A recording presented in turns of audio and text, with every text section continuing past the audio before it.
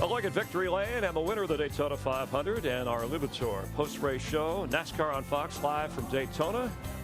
Jeff Hammond, Chris Myers, we hope you enjoyed the race throughout the afternoon. We have a lot more interviews to go. A little excitement there with Vickers and Earnhardt. You saw Jeff Gordon. He wanted to get this in. Obviously, the forecast, the rain, it moved in the area.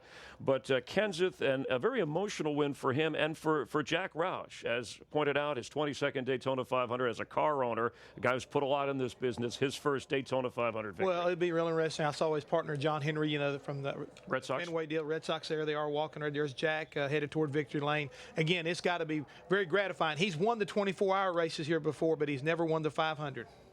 And let's check in with Chris Devoda, who is with car owner and driver Tony Stewart. Yeah, Chris, and after the week that this organization has had, I would say a top 10 probably feels like a win. But let's find out from the driver/owner, Tony Stewart. What do you think?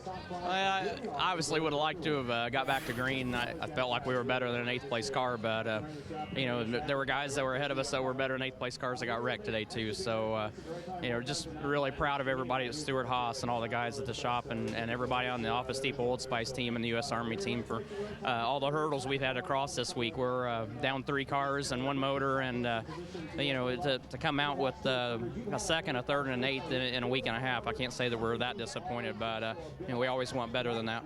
Because he now pays for the cars, he said he didn't care if this thing even came home in one piece. Matt? Krista, mixed emotions for Clint Boyer debuting a brand new team out of the RCR stable. It looked like the stars and planets were going to be aligned for you. You had a teammate up there. If you had the time, could you have pulled it off? Well, I'd certainly like to think so. You never know. That's the bummer, about this whole thing. But, really proud of Shane Wilson, all the guys in the Cheerios, Hamburger Helper Chevrolet. They did a good job over the offseason building a team from scratch. Really proud of them. And, the naysayers already got us out of the chase and everything else. I think this just proves first race out of the box. It's, we're capable of getting a job done still. Just real proud of the effort.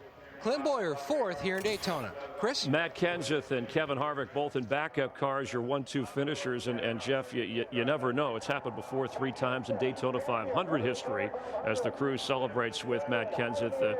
Leroy Yarborough, Cale Yarborough, Davey Allison have won. But you've heard the drivers talk about just surviving until later in the race when you need to make your move. And obviously it came a little bit earlier than many thought. Well, I think everybody all day long had it a little bit pushed up, especially after the halfway point, knowing that this thing could go either way. So you had to run a little extra hard to try to put yourself in a position, on a regular basis so that you could be toward the front and take advantage of, just like what happened to Matt Kenseth. He hadn't have been up toward the front, this would have never been what it is today for him. Probably the most memorable win he will ever have in his entire career. Mike, Larry, and Darrell, and as you guys pointed out, it's understandable why Vickers, Earnhardt Jr. guys were racing to the front so fast. They were aware of the weather, just not exactly knowing when. Your thoughts as we wrap this up? Well, NASCAR President Mike Helton came over and told us the rain's expected to continue for an hour and a half. With the high humidity, we might not get back to green flag racing until 11 p.m. That's just too late. The fans have seen great competition, and it was time to call it with the rain in the forecast. But let's look back. We've talked a lot about 30 years ago. In 1978, Richard Petty went winless. He started 79 by winning the Daytona 500, and as I saw Kenseth snake through that wreck, all I could think of were the King's words. I'd rather be lucky than good any day. Yeah. Matt Kenseth was both. Well, I should have been smart enough to know that 20 years later, 17 would win again. So he's rolling into victory circle tonight in car number 17. I think that's the last time it won here. But those were tears of joy. Yes. And that big whew, were sighs of relief. That's Daytona. And I think every time we leave Daytona, we think about the big story. And there's so many things, as we mentioned, when those cars were riding around under caution, evolving around that 17 car, a backup car that started dead last. All the years that Jack Roush has been coming here, he finally gets the Daytona 500. Matt Kenseth, winless last year, and I can't help but give a thumbs up to my buddy Drew Blickensderfer. Rookie crew chief, first race on the pit box in Sprint Cup, and he wins his first race. It's the great thing about the Daytona 500. Yeah, we all know we come here, you're going to have to outrun the Hendrick cars. Top finishing Hendrick car, 13th Jeff Gordon. I'm not sure Kenseth was on that radar of guys to pick, but that's the reason. 8 Daytona 500s, 8 different winners. Matt Kenseth celebrates as we get a look at the unofficial finishing order of the 2009 Daytona 500. We mentioned Kenseth and Harvick, A.J. Allmendinger, Elliott Sadler. How about David Reagan? Yeah, outstanding runner there. Hey, former winner right there, Michael Waltrip. And Tony Stewart winds up finishing 8th. I mean, again, that's a great effort by an upstart team. Martin Truex Jr., your pole sitter, wound up 11th. And Jeff Gordon, who sounded like he had some fight left in him. And Mark Martin, 16th on the front row. Carl Edwards, and of course, we'll head to California next week where he won the race last year in the top 20. Well, you come on back through there, you see Bill Elliott, who gave a good run right there for the Wood brothers, should get them off to a good start this year. But how about the fact that Denny Hamlin, back there in 26, the Toyotas were not really the factor with one exception, and that was Kyle Busch. They really never showed the muscle they did show from a year ago. And Kyle led 88 laps, the most of any. Got Ryan Newman, 36th, former winner, last year's winner right there, not having the day he was looking for. Jimmy Johnson, 31st, as we watch him begin his march towards what would be an unprecedented 4th straight Sprint Cup championship. And new hat rack right there for the cat in the hat. Celebrating in any way he can. Jack Roush shows won a lot of races, but none like this, never before. We have a lot more to go here in the Lipitor post-race show. We're glad you're watching from Daytona.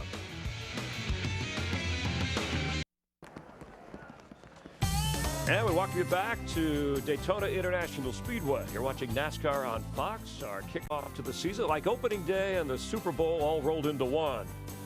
Jack Roush celebrating with Matt Kenseth. Just a recap of the way things began and went throughout the day, in case you tuned in a little bit late. On the pole was Martin Truex Jr., but Kyle Busch, Jeff Hammond talking moments ago, being the best Toyota. He led 88 laps. Eric Almirola backing off here, gets bumped by David Reagan on lap 8, bringing out a caution. It had rained earlier in the day, so the track a little bit slick. Junior taking the lead.